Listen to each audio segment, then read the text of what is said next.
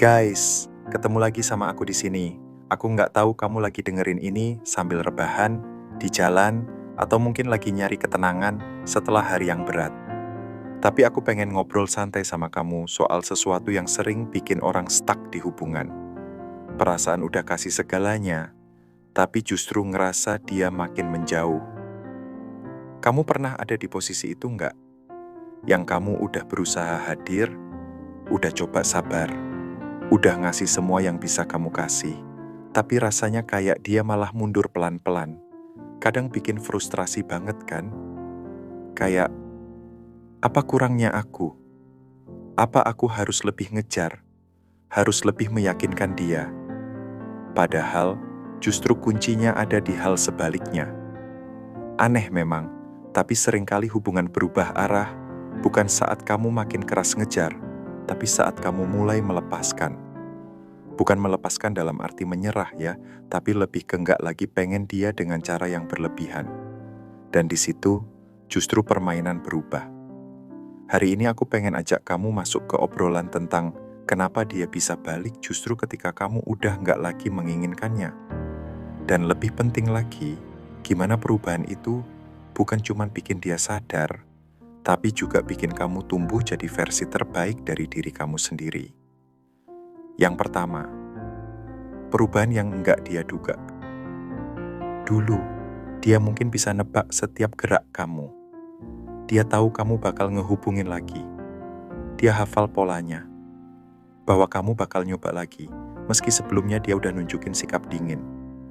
Kamu terlalu konsisten dalam memberi, terlalu mudah memaafkan, dan selalu pengen nyelesain masalah.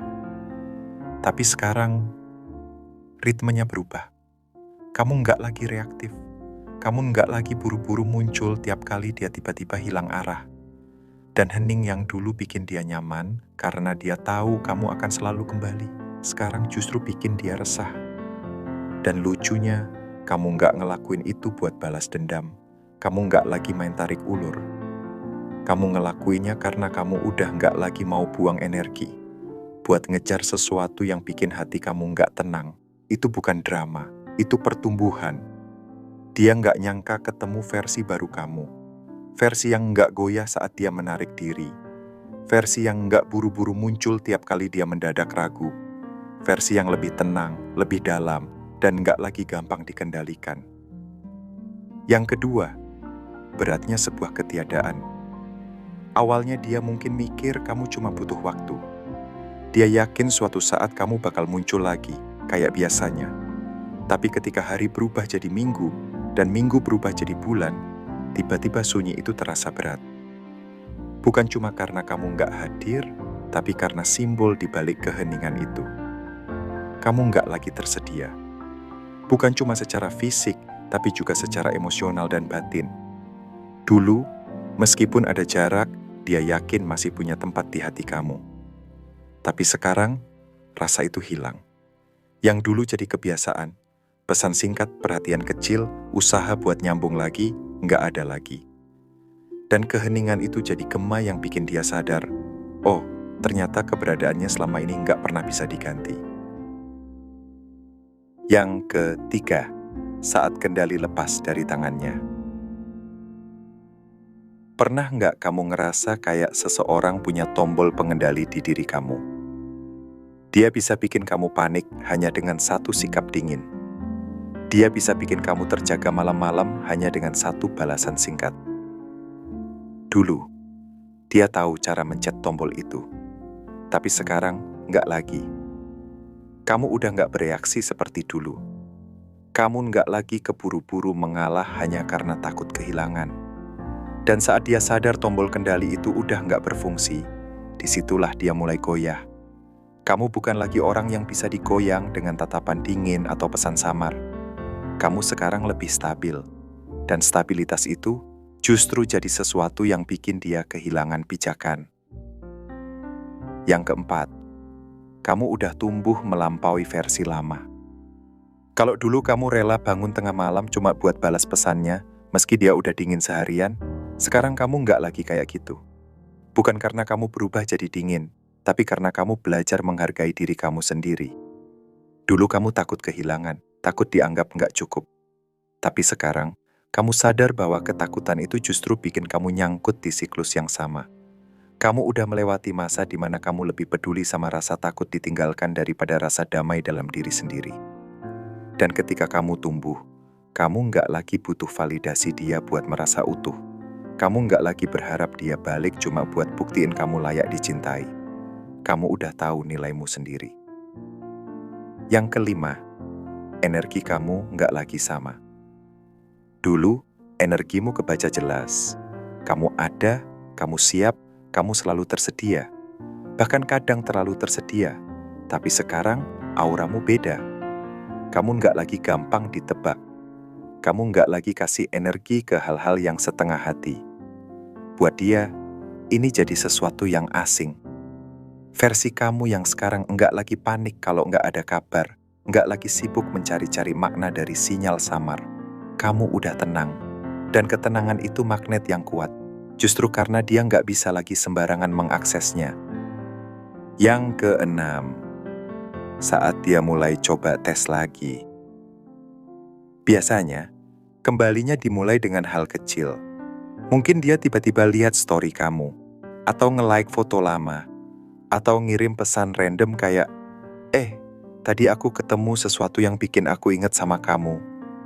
Bukan berarti dia siap balik sepenuhnya. Kadang dia cuma pengen tahu apakah pintu masih terbuka. Apakah kamu masih bereaksi kayak dulu.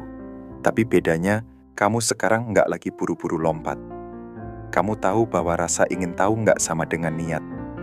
Kamu nggak lagi ngasih energi untuk setengah langkah.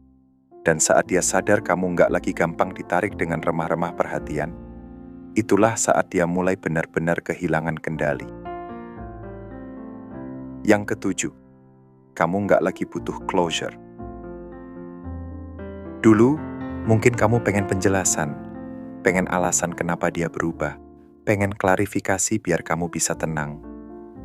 Tapi sekarang, kamu sadar closure sejati bukan datang dari dia. Itu datang dari kamu sendiri. Kamu udah berdamai tanpa harus dengar maaf darinya. Kamu udah bisa let go tanpa butuh validasi. Itu bentuk kedewasaan paling tinggi.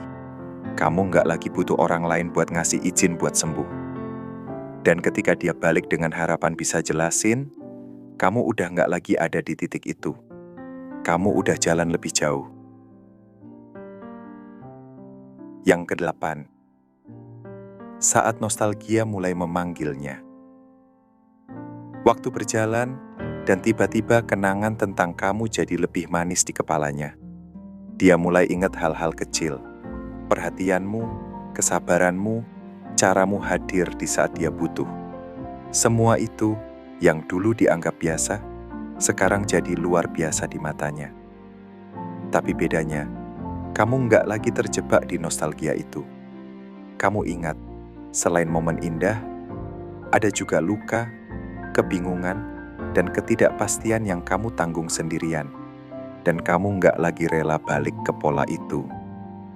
Yang kesembilan, keheninganmu jadi cermin baginya. Diamnya kamu bukan kosong, diammu jadi kaca yang bikin dia lihat dirinya sendiri. Dia dipaksa mengingat keputusan-keputusannya, sikap-sikapnya, tanpa kamu harus mengucapkan sepatah kata pun. Dan itu justru lebih kuat daripada 1000 penjelasan. Karena kali ini, bukan kamu yang ngejar dia buat mengerti, tapi dia yang mulai dihadapkan pada dirinya sendiri. Yang ke-10, standar kamu udah berbeda. Sekarang kamu nggak lagi ngasih akses cuma karena ada sejarah. Kamu nggak lagi bilang iya hanya karena masih ada rasa. Kamu punya standar baru, kedamaian. Kalau sesuatu merusak itu, kamu rela melepaskan. Jadi kalau dia balik, bukan lagi pertanyaannya, apakah dia masih sayang sama aku? Tapi, apakah hubungan ini masih sejalan sama kedamaian yang udah aku bangun? Dan kalau jawabannya enggak, kamu bisa pergi tanpa rasa bersalah. Yang ke-11. Dan pada akhirnya, dia balik, tapi kamu udah jalan lebih jauh. Mungkin suatu hari, namanya muncul lagi di layar ponselmu. Mungkin dengan kata-kata penuh penyesalan, atau dengan harapan bisa memulai lagi. Tapi bedanya, kali ini dunia kamu udah nggak berputar di sekeliling dia. Kamu udah nemu tujuan, ketenangan, dan rasa cukup dalam dirimu sendiri. Dulu mungkin kata-kata itu bisa bikin kamu langsung luluh. Tapi sekarang enggak lagi. Bukan karena kamu keras, tapi karena kamu sudah lebih bijak. Dia mungkin kembali, tapi versi dirimu yang dulu menunggunya udah nggak ada. Yang ada sekarang adalah kamu yang baru. Lebih tenang, lebih kuat, lebih sadar bahwa kedamaian nggak bisa ditukar dengan apapun. Dan itulah ironi terbesar. Dia balik justru saat kamu udah nggak lagi menginginkannya. Jadi, kalau kamu lagi ada di fase ini, ingat satu hal. Diamu bukan kelemahan. Diamu adalah kekuatan. Dan kadang, langkah paling berani bukan mengejar, tapi melepaskan tanpa menoleh lagi. Kalau kamu merasa relate dengan obrolan ini, coba tarik napas sebentar dan tanyain ke diri kamu, apakah aku sudah memilih damai ketimbang drama? Karena pada akhirnya, itu pilihan yang paling menentukan jalan hidup kamu ke depan. Terima kasih udah dengerin obrolan panjang ini. Semoga kamu dapat sesuatu yang bisa nemenin perjalananmu. Entah kamu lagi di fase healing, lagi belajar move on, atau lagi bangun diri jadi versi yang lebih kuat. Kita ketemu lagi di episode berikutnya. Sampai saat itu, tetap jaga hati, tetap jaga tenang, dan ingat, kedamaianmu selalu datang lebih dulu.